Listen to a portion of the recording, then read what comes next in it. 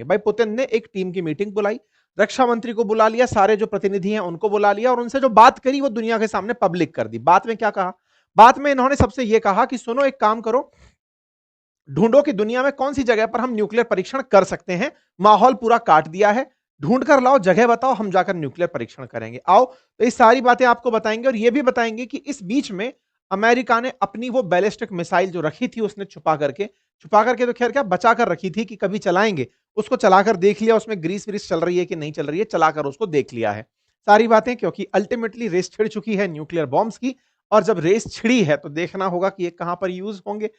ये जो आप टेबल देख रहे हैं, इस टेबल में पुतिन बैठे हैं और पुतिन के साथ में उनके वो सारे जनप्रतिनिधि टाइप के लोग बैठे हैं जिन्हें पुतिन ने कोई कोई जिम्मेदारी दी रखी है, जैसे रक्षा मंत्री है या फिर कोई डिफेंस का कोई डिफेंस सेक्रेटरी है या फिर कोई डिफेंस का कोई बड़ा अधिकारी है। वो सब टेबल पर हैं और उनसे पुतिन बतिया रहे हैं। Russian president Putin has instructed government to submit proposal on the possible resumption of nuclear weapon testing in response to president Trump. बोले ट्रंप ने जो कहा है उसी के रेस्पॉन्स में आप लोग जाइए और ढूंढ कर लाइए कि हम टेस्ट कहां कर सकते हैं। And he said if the United States or any other state party to the treaty was to conduct such test, Russia would be under obligation to take reciprocal measure।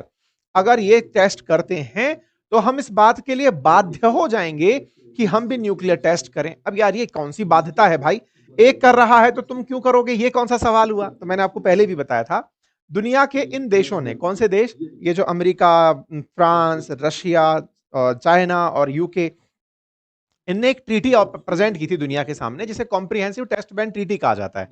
उस कॉम्प्रिहेंसिव टेस्ट बैन ट्रीटी को 1994 के around प्रस्तुत किया गया था दुनिया के सामने, जिसका उद्देश्य ये था कि दुनिया में अब कोई और देश टेस्ट नहीं करेगा, परीक्षण नहीं करेगा।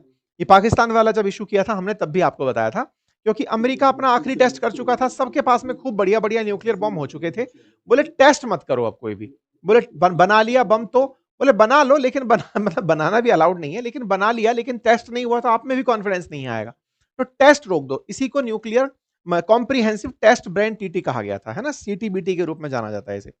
तो इसी बात को लेकर पुतिन कह रहे हैं कि हम तो तब से लेकर आज तक पिछले 30 साल से मानते आ रहे हैं उस बात को कि न्यूक्लियर टेस्ट नहीं करना है, नहीं करना है, नहीं करना है, लेकिन ट्रंप हाल ही में बोल दिए हैं कि हम न्यूक्लियर टेस्ट करेंगे, क्योंकि हमारा नाम लेकर के उन्होंने टेस्ट की खुद को इजाजत दे दी।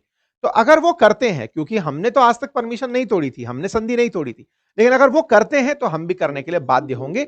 ये कहते हुए पुतिन ने अपनी टीम से कहा कि जाओ और ढूंढ कर लाओ कि कहां हम टेस्ट कर सकते हैं। ये एक कदम और आगे निकल गए कि ढूंढो हम कहां पर कर सकते हैं। अमेरिका आखिरी बार 1992 में किया था, हम भी उसी क्रोनोलॉजी में आगे बढ़ेंगे। तो इन्होंने अपना यह काम दिया इनके रक्षा मंत्री आंद्री बेलोउसोव को।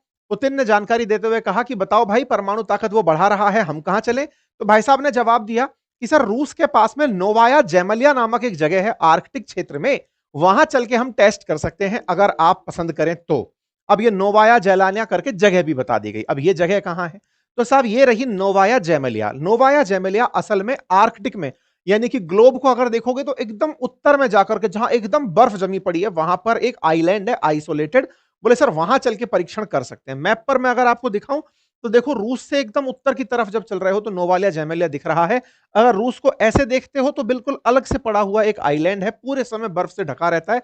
एक तरफ कारा सी पूर्व में, पश्चिम में बेरेंट सी के साथ में ये डला हुआ है।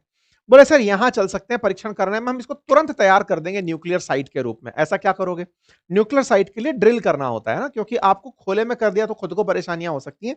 तो ड्रिल करके आप अंदर गहराई में करोगे, एकदम आइसोलेटेड जगह है जहां जाकर आप परीक्षण कर सकते हो। तो साहब नोवालिया जेमेलिया अचानक तुरंत दुनिया की मीडिया के अंदर आने लग गया कि भाई नोवालिया जेमेलिया के अंदर परीक्षण होंगे, परीक्षण होंगे, परीक्षण होंगे। कोई बात नहीं, न्यूक्लियर टेस्ट की साइट्स जब तलाशी गई, जैसे भारत के अंदर पोखरण में टेस्ट होता है, ऐसे ही चाइना के अंदर है, सोवियत रूस जब हुआ करता था कजाकिस्तान में टेस्ट होता था, या फिर एकदम उत्तर में नोवालिया जेमेलिया में हुआ करता था।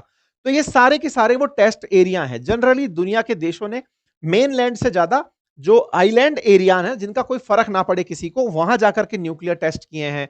सुदूर डेजर्ट में जाके किए हैं, जैसे ऑस्ट्रेलिया के डेजर्ट्स में कर लिया गया टेस्ट, ताकि आम जन को उसकी रेडियो एक्टिविटी का असर ना पड़े।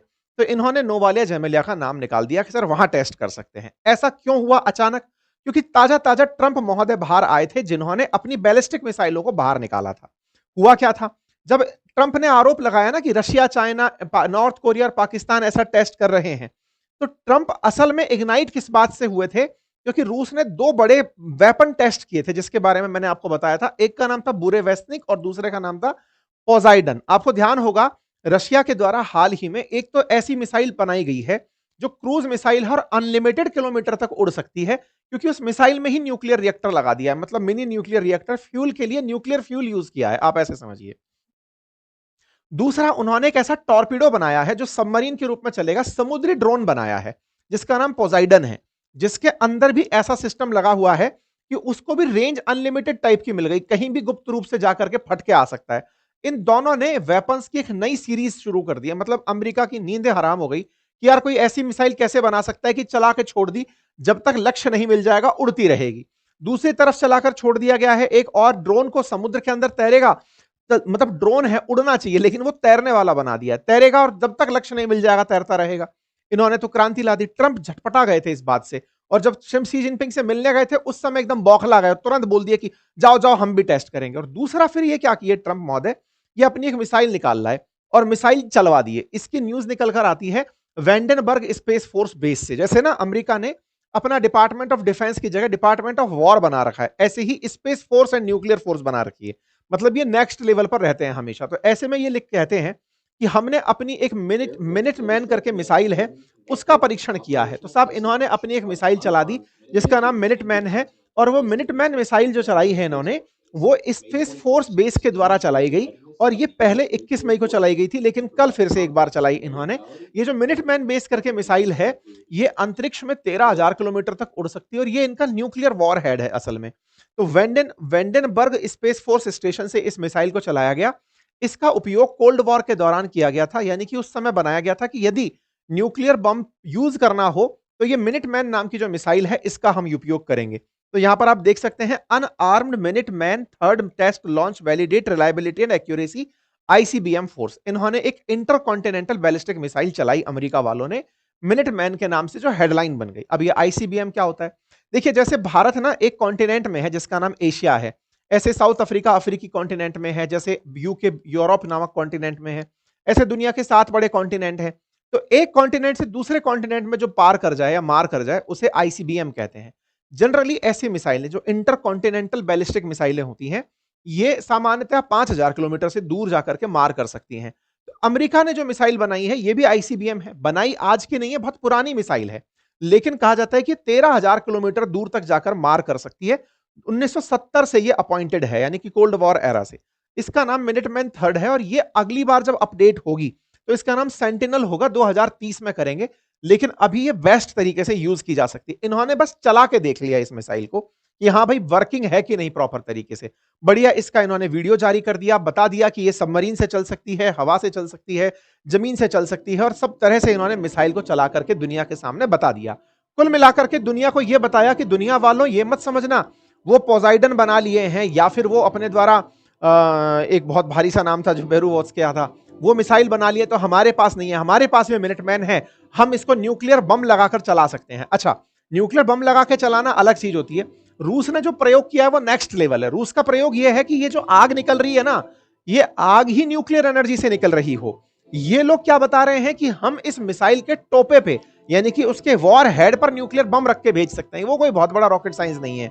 रॉकेट साइंस जो बड़ा है वो ये कि ये जो फ्यूल बर्न हो रहा है ये बर्न हो ही ना, ये इसकी जगह न्यूक्लियर एनर्जी हो, इस तरह के सीन ही ना आए, वो काम बड़ा काम कंसीडर किया जाता है। ठीक है, बट कोई बात नहीं साहब, इन्होंने अपनी कैपेबिलिटीज दुनिया के सामने रख दी। कहा कि 15,000 माइल प्रति घंटे की रफ्तार से हमारी मिसाइल उड़ सकती है और ये दूर तक जाकर मार कर सकती है। फिर सबकी जानकारी जुटाई गई कि भाई इनके पास ऐसा है तो कितनी संख्या है ऐसी। बोले साहब इनके पास में 400 मिनटमैन मिसाइलें हैं जिनका यूज किया जा सकता है। ऐसे अगर आपको आंकड़ा दिया जाए तो रशिया के पास में 286 इंटरकॉन्टिनेंटल बैलिस्टिक मिसाइल हैं, रशिया के पास, ये अमेरिका के पास 405 हैं। ऐसे ही 2025 तक अगर चाइना की बात की जाए तो उसके पास 400 हैं। ऐसे ही नॉर्थ कोरिया के पास में 30 हैं। भारत के पास अग्नि 5 है लेकिन उसकी संख्या नहीं पता है क्योंकि अभी ये सब टेस्टिंग के दौर में है, मतलब एक तरह से यूज में आ रही है, मतलब अभी इनके काउंट्स बाहर नहीं आए हैं। ठीक है, ऐसे ही जो इजराइल है उसके पास भी आईसीबीएम मिसाइल, लेकिन वो बताया नहीं कितना दूर वाली मिसाइल है। कुल मिलाकर आईसीबीएम मिसाइलें होना किसी दुनिया की ताकत में इजाफा माना जाता है। अमेरिका कहता है कि हमारे पास दुनिया की सबसे ज्यादा आईसीबीएम मिसाइलें हैं, टेस्टेड एंड ट्रायल हैं, उनका उपयोग हम कर लेंगे न्यूक्लियर बॉम्ब चलाने में। लेकिन रशिया की तरफ से जो दिमित्री मेदवेदेव जो पहले भी ट्रंप को चिढ़ाते रहे हैं, वो उनको फिर चिढ़ा दिए कि हाँ, आप जानते हैं कि तुम्हारे न्यूक्लियर टेस्ट का मतलब क्या होता है। खैर, कुल मिलाकर पुतिन को एक अच्छा बहाना मिल गया। पुतिन अपनी टीम को बोल दिए कि जाओ अब टेस्टिंग की साइट ढूंढो। कुल मिलाकर ये दोनों लोग फिर से न्यूक्लियर टेस्ट खेलेंगे। दुनिया का 85% न्यूक्लियर असला इन 2 देशों के पास है, लेकिन फिर से ये खेला खेलेंगे। ऐसे में हम क्या करेंगे? हमारे पास भी बताया जाता है कि 180 न्यूक्लियर बॉम्ब्स हैं। भारत को भी चाहिए कि ऐसी होड़ में अपना भी पत्ता साफ कर ले, खुद थोड़े बहुत और परीक्षण कर ले ताकि ये लोग शांत हो जाएँ, इन्हें लगे कि अरे इंडिया वाले फिर आ गए।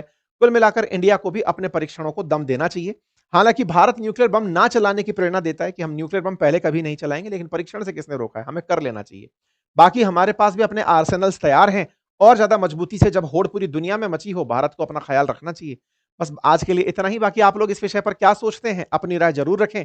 बाकी स्टॉक मार्केट की लर्निंग हो या फिर म्यूचुअल फंड्स की, अगर आप जानना चाहते हैं तो बातें बाजार की एप्लीकेशन पर जाकर आप कोर्सेज़ देख सकते हैं। आपका समय शुभ हो। बहुत-बहुत धन्यवाद।